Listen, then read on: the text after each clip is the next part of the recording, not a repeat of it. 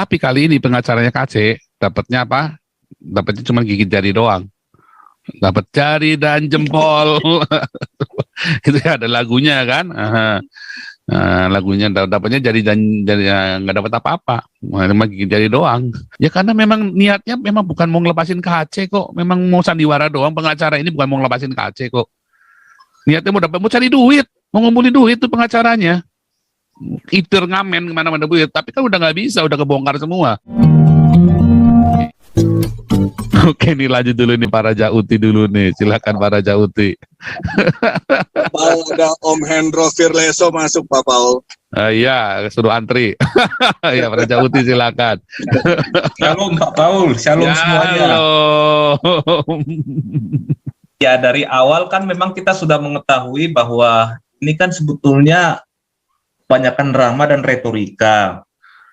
Lebih di channel Susu Kuda juga kan beberapa kali sudah diungkap mengenai orang yang ngaku pengacara Superman biru istilahnya channelnya Susu Kuda. Oh iya, saya nonton itu. Saya nonton. Superman Terus biru gimana ini itu? sebenarnya orangnya mereka, tapi sekarang nggak diakuin, dituduhkan bahwa itu dari Pak Paul gitu. Loh, oh ada. Tuh.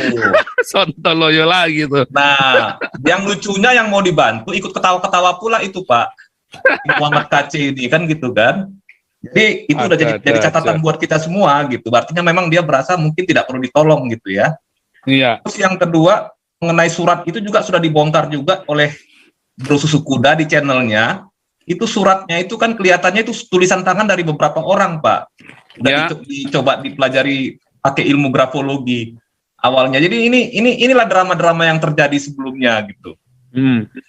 Nah jadi kalaupun misalkan sampai sidang di Ciamis, sebenarnya sudah suatu hal yang aneh, kenapa tidak di Jakarta atau justru malah di Bali kalau menurut saya. Tetapi ya kelihatannya ya mungkin tidak ada upaya maksimal dari tim PH-nya ini Pak, ini untuk membantu KC, dan mereka mungkin awalnya itu masuk ke tanganan MKC ini mengharapkan kasus MKC ini buat ikonik Pak untuk donasi gitu.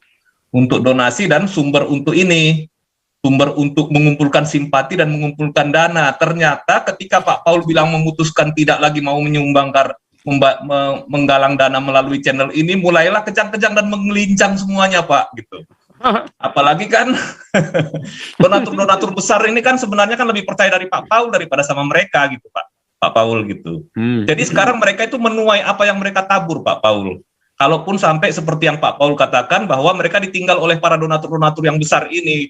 Dan ini hati-hati loh mereka ini Pak. Artinya kan kita tahu kan donaturnya kan. Kalau mereka sudah nggak kehilangan kepercayaan, ya selesai Pak Paul. Pergi nih donatur ini semua dari dia gitu. Dan ini yang harus mereka perhatikan. Jadi kalau saya bilang ya udah tepat tindakan teman-teman di Zoom ini untuk wait and see, tonton dan lihat gitu Pak. Karena dengan melihat sekarang ini terbukti, waktu yang akan membuktikan siapa yang benar, Pak Paul atau SI dan tim PH-nya. Jadi waktu sudah membuktikan ini Pak, udah mulai kelihatan hasilnya seperti apa gitu. Mana yang harus dipercaya, mana yang tidak perlu dipercaya gitu. Begitu aja kira-kira Pak Paul. Terima kasih. Tapi kita nggak pernah ngelarang-larang donatur itu loh ya. Enggak Pak. Enggak, kita nggak pernah ngelarang loh. Ini Pak Putih saksinya loh. Ya, jadi gini dia. Itu inisiatif dari donatur sendiri. Teman-teman di Zoom ini kan kita saat komunikasi masing-masing menumpahkan ini inisiatif, perasaan ya. Tapi kita di Zoom ini tidak ada yang baper, jujur aja. Ya. Jadi kalau ada yang baper pasti tersingkir. Jadi kalau sebagai petani lah saya ini ya. Saya ini sebagai petani ada dua makna yang berbeda. Kalau saya panen, hasilnya meningkat bertonton, itu saya senang banget. Tapi di Zoom ini ada tontonan yang lain maknanya. Ini saya nih. Jadi kalau hasil panennya bertonton sukacita. Tapi tonton ini memalukan sekali tontonnya. Jadi bisa digaspol aja sama Nitro 26. Tontonannya gaspol. Iya, artinya kan begini Pak Putih.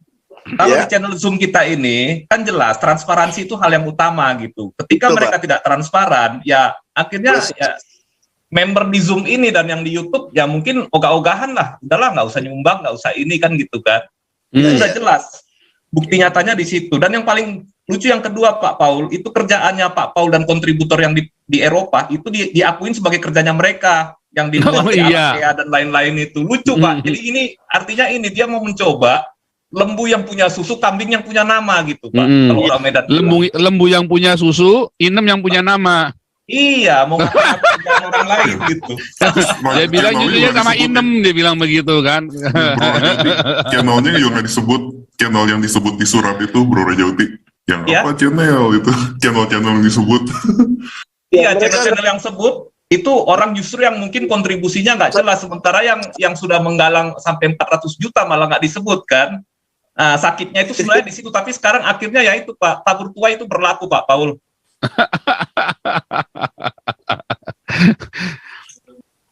Kita sih dari dulu happy aja ya, happy aja. Cuman memang sebenarnya ini warning ya, ini boleh dipakai sama pengacaranya KC.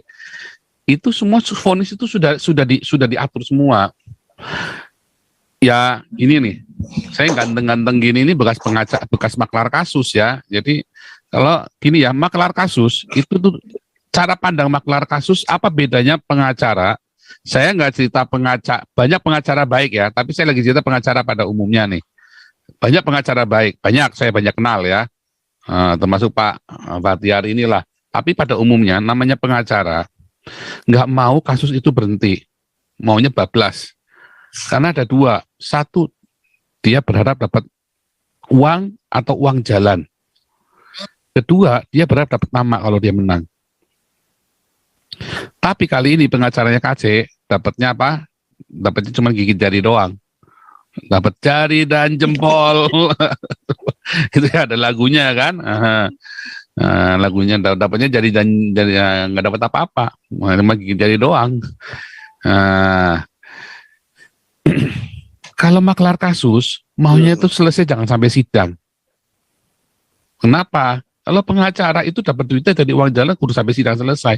Kalau maklar kasus kan nggak bisa sidang, nggak dapat apa-apa. Kalau sidang kan, terus kan bayarnya jadi mahal. Pertama kalau lagi penyidikan, ya bayarnya cuma sama penyidik saja.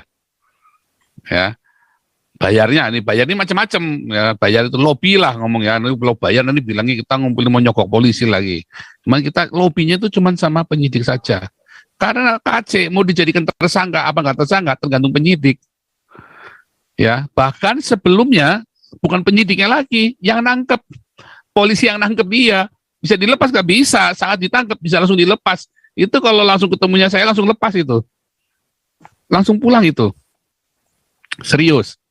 Ya kemarin tim Bandung juga ngomong, ya tim kita yang Bandung nggak bilang saya mau masuk waktu ditangkap belum disidik, itu sudah mau saya masuk, tapi nggak boleh kasih ketemu sama ininya timnya sana kok.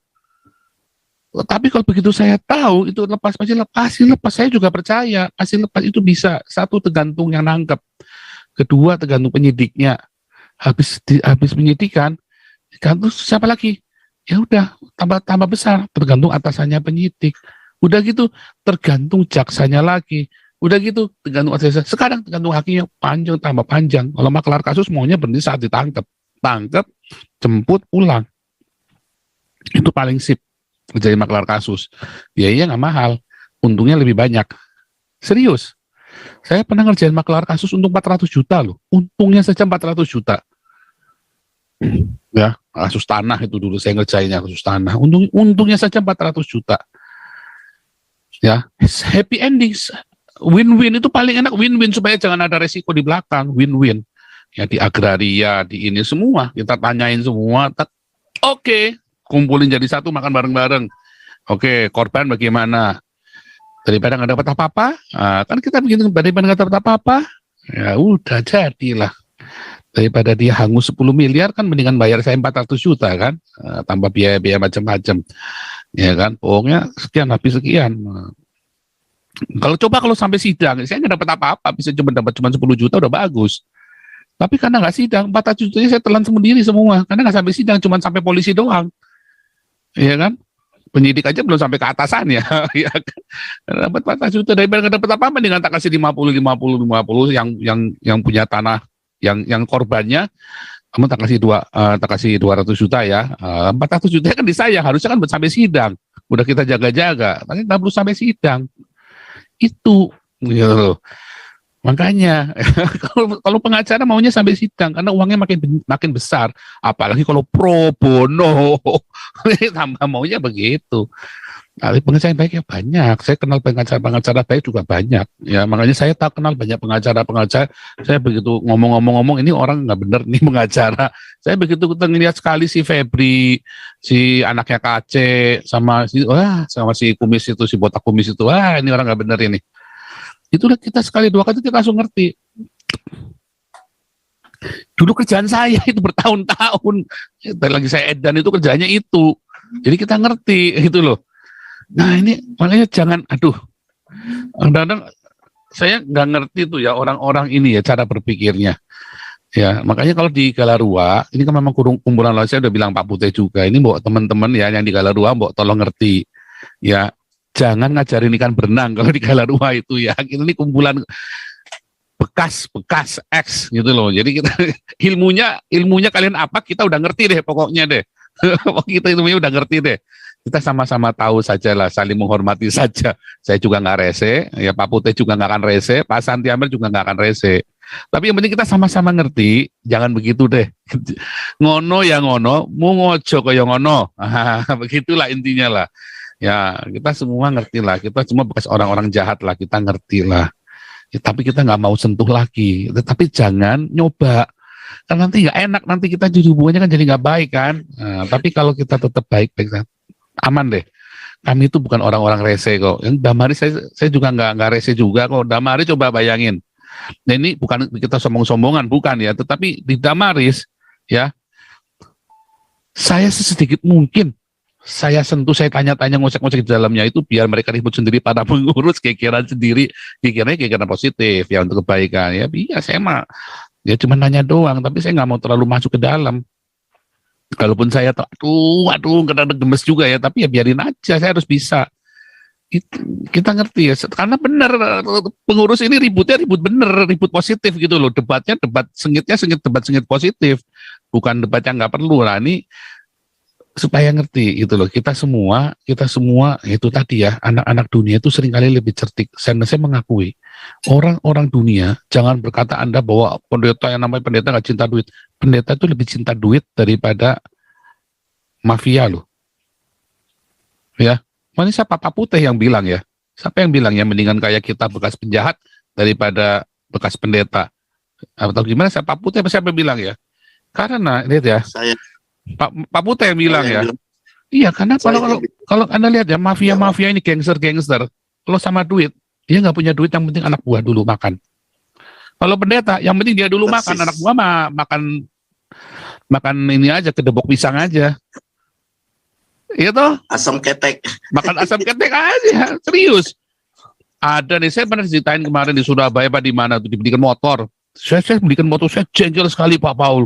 Saya belikan motor itu buat pengerjanya, malah diminta sama pendetanya, dalam arti cekelan batuk saya. Lah, itulah dia. Karena banyak pendeta lebih cinta duit. Kalau gangster, jangan ada nuduh gangster itu cinta dunia, enggak loh. Gangster itu bukan cinta, dia hanya bertahan untuk hidup. Seringkali gangster, pelacur, pemungut cukai itu loh. Gangster itu kan pemungut cukai sama tukang taki itu, John Kay itu kan. Pemungut cukai kan sama saja kan. Itu mereka hanya bertahan untuk hidup, cuman sekalian udah tanggung dosa, bikin sekalian, maksudnya mereka begitu loh. Pelacur itu juga sama, udah tanggung dosa Pak. Nah kalau pendeta nggak takut, ya kan? Pendeta nggak takut, pendeta itu lebih cinta duit loh. Pendeta itu lebih cinta duit daripada gangster loh, serius. Anda hati-hati loh sama pendeta. Makanya saya nggak mau dipanggil pendeta. Pendeta itu lebih cinta duit daripada gangster loh. Gangster itu lebih setia kawan, pendeta kabur.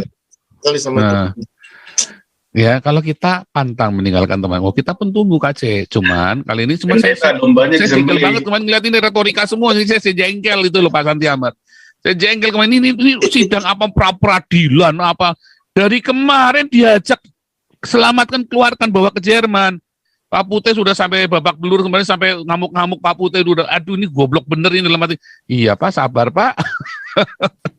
Bodoh bener gitu loh pengacaranya ini loh. Ya karena memang niatnya memang bukan mau ngelepasin KC kok, memang mau sandiwara doang. Pengacara ini bukan mau ngelepasin KC kok. Niatnya mau cari duit, mau ngumpulin duit tuh pengacaranya. Either ngamen kemana-mana duit, tapi kan udah nggak bisa, udah kebongkar semua.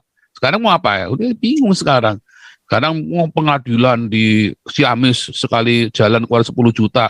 Ya kamu jalannya 10 juta. Kalau maklar kasus nggak perlu keluar juta. Jakarta Ciamis sebenarnya cuma 500.000 udah nyampe. Nah, kalau kamu 10 juta. Ya kan? Nah, artinya apa ya? Memang dasarnya udah hatinya udah nggak benar. Gitu Pak Susu. Nah, lanjut dulu nih ya. Nah, tapi tadi itu benar ya. Oh, tulisan tangan. Nah, tambah lagi saya tambahin lah. Itu kemarin tulisan tangan itu memang tulisan orang labil. Ya, itu saya kasih ke seorang profesor yang ahli tulisan tangan, gramofologi. Ya, itu memang ahli orang labil. Ya tadi benar. Jadi beralasan juga kalau tulisan orang banyak juga bisa. Karena itu memang tulisannya orang labil banget. Orangnya lagi labil. Ya, oke, ini dulu. Ini.